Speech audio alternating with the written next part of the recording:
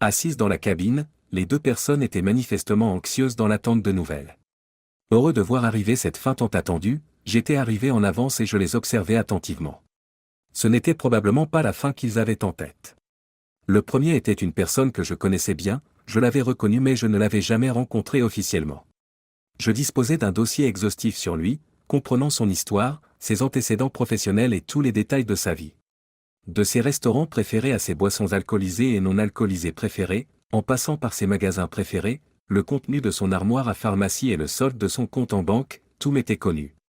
C'était quelqu'un que je n'avais jamais rencontré auparavant, il y a seulement 5 semaines. Pourtant, il continuait d'ignorer qu'il était mon ennemi juré. Je connaissais encore mieux l'autre personne.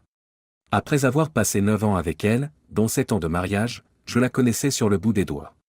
Moi, Jake Simmons, je connaissais ses moindres défauts et bizarreries, tout comme je connaissais ma propre identité. Oui, je savais beaucoup de choses sur elle, y compris beaucoup de choses qu'elle avait essayé de cacher parce qu'elle était assez naïve pour penser qu'elle pouvait avoir des secrets pour moi. On n'a jamais affirmé qu'elle était perspicace. Malheureusement, il y avait beaucoup de choses sur moi qu'aucune des deux ne connaissait. Si c'était le cas, nous ne serions pas dans cette situation difficile.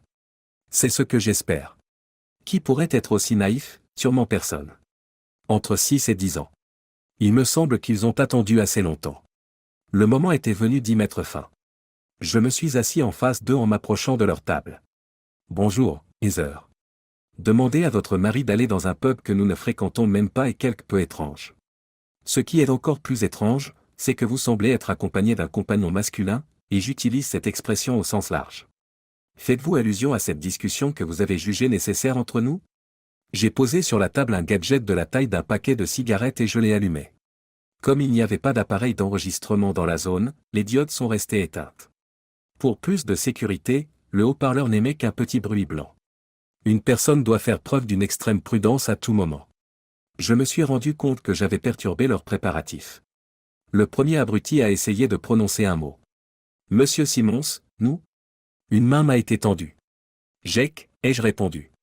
L'abruti l'a jeté. Aucun homme digne de ce nom ne devrait jamais serrer la main de son patron.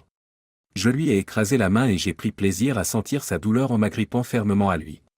J'ai dit, pas un mot de toi, crétin, la mâchoire serrée et un faux sourire sur le visage.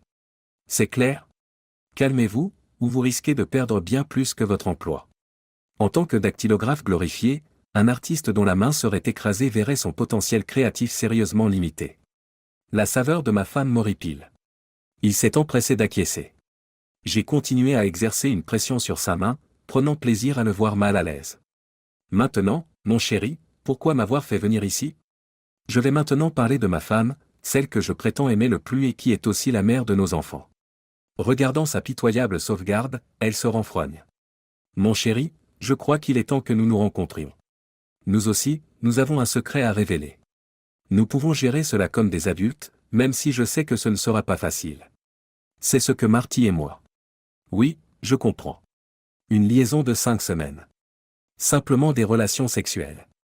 Vous essayez d'éviter de me blesser. Toujours la même chose. Et si on allait droit au but? Jerk a laissé échapper un petit gémissement lorsque je me suis amusé à lui serrer la main. Son expression d'incrédulité n'avait pas de prix. Elle a regardé son amant pitoyable, qui était manifestement bouleversé. Soyons francs et sincères. S'il vous plaît, saisissez ceci.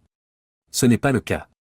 Pour autant que je sache, cela ne changera rien à notre relation, tu m'aimes toujours, ce n'est qu'une phase, cela restera un secret entre nous, cela nous renforcera, etc. Être une victime consentante est tout ce dont tu as besoin pour que je t'accepte. Cela n'arrivera pas. Pas du tout. Autre chose? J'ai presque souri. Il y avait cette expression reconnaissable. Elle ne pouvait pas me supporter. Elle avait de plus en plus de mal à garder son sang-froid.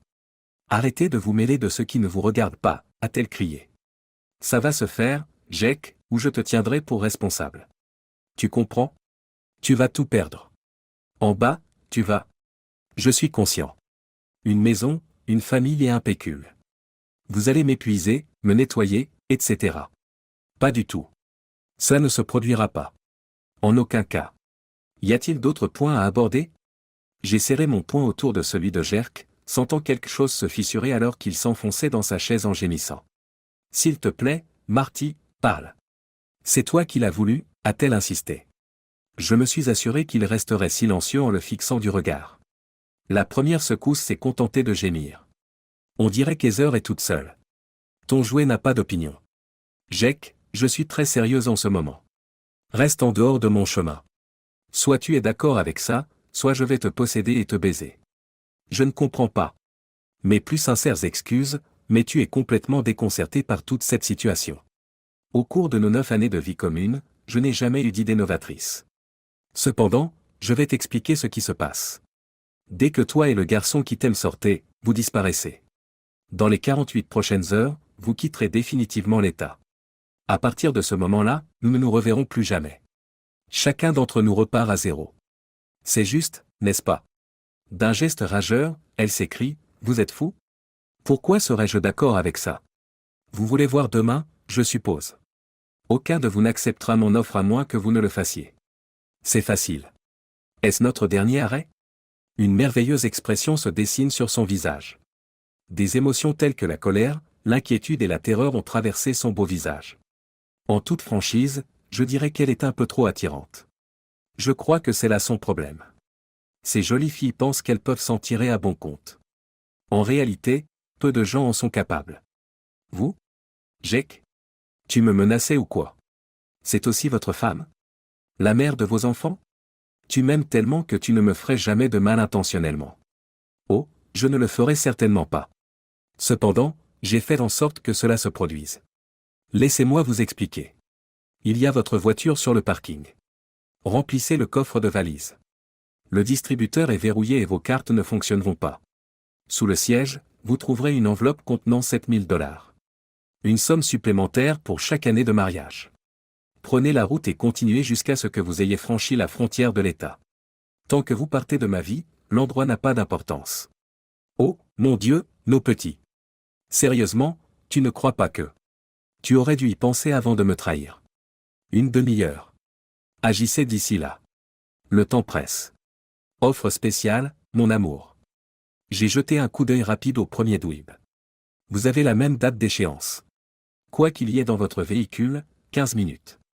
Sortez d'ici avant que je ne perde la main. Si vous vous croisez accidentellement, vous êtes éliminé. Oh, je vois. Eh, Jake. Je ne vais pas le faire. Heather, adieu. Vous étiez assez respectable pour être de merveilleux enfants. Quelle personne naïve et malhonnête vous êtes. Bonne chance. Restez calme, faites ce que je dis, et de temps en temps j'enverrai des photos de mes enfants.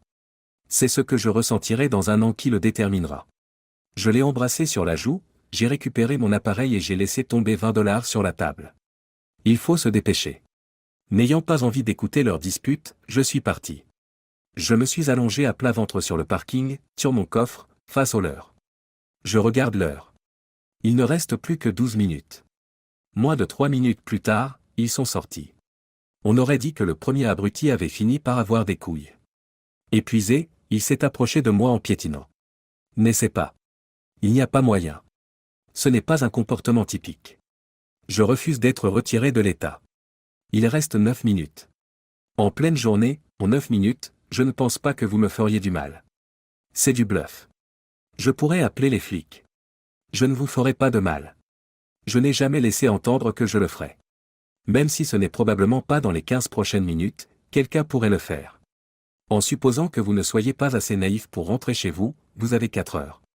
Si vous ne partez pas dans les 8 minutes, une pression supplémentaire sera exercée pour que vous y accordiez toute votre attention. 2 h 42. Mon époux bien-aimé s'est rapproché. Jake, je t'en supplie. Pourquoi ne pouvons-nous pas converser? Mes excuses, d'accord? Il n'y avait pas de malice derrière cela. Il ne vaut même pas la peine d'être considéré. Il m'a mis entre ses mains. Je suis complètement innocent. C'est réparable. Oui, tu vas être fidèle, tu vas te racheter, et tu vas faire de moi l'homme le plus heureux de la ville, non, de l'État. Oh, bien sûr. Désolé, mais ça n'arrivera pas. Il y aura des répercussions si vous trichez. Exactement 65 secondes. Tandis que sa main blessée se tordait, son misérable amant retira son téléphone. Je contacte les forces de l'ordre. Ils résoudront ce problème. Un jour. Les officiers ne sont pas appréciés par mes associés, c'est vrai. Mon arrangement de 4 heures pourrait être gâché s'ils en repèrent un. C'est à vous de décider. Vous croyez vraiment qu'ils n'arriveront pas en moins de 5 minutes et 35 secondes? C'est comme si Heather avait compris. Elle a furieusement claqué le téléphone. Ils ont commencé à se chamailler après cela. Elle s'est précipitée vers sa voiture, a fouillé sous le siège et a trouvé son enveloppe.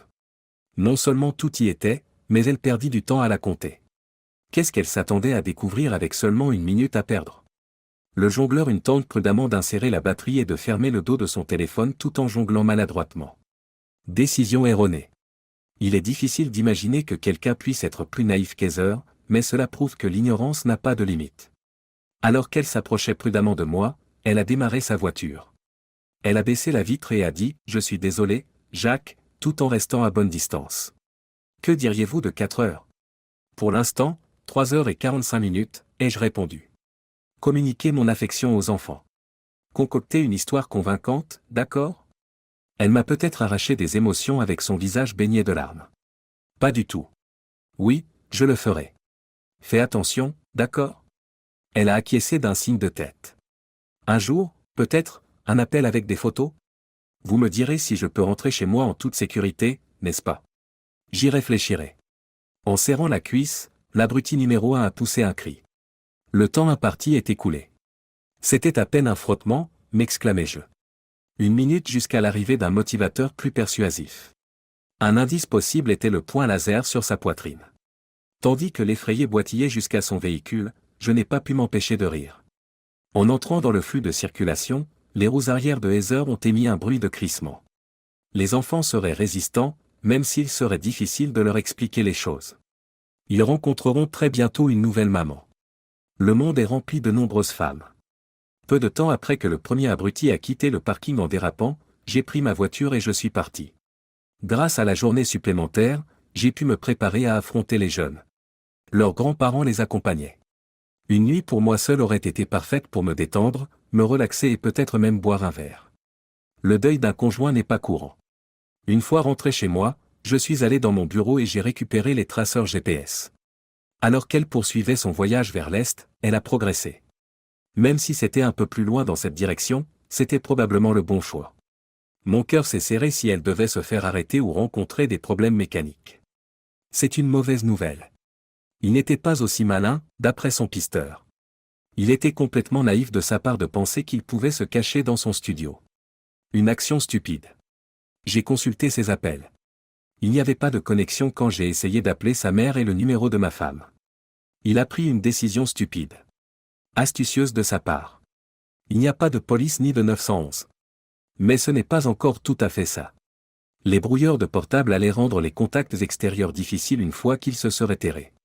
Je me suis servi une bonne quantité de Jim Beam Black et je me suis mis à l'aise. Quelques instants après avoir regardé son GPS passer la frontière de l'État avec plus de 30 minutes d'avance, j'ai reçu un appel. Elle est sauvée. Ma seule expression a été la gratitude.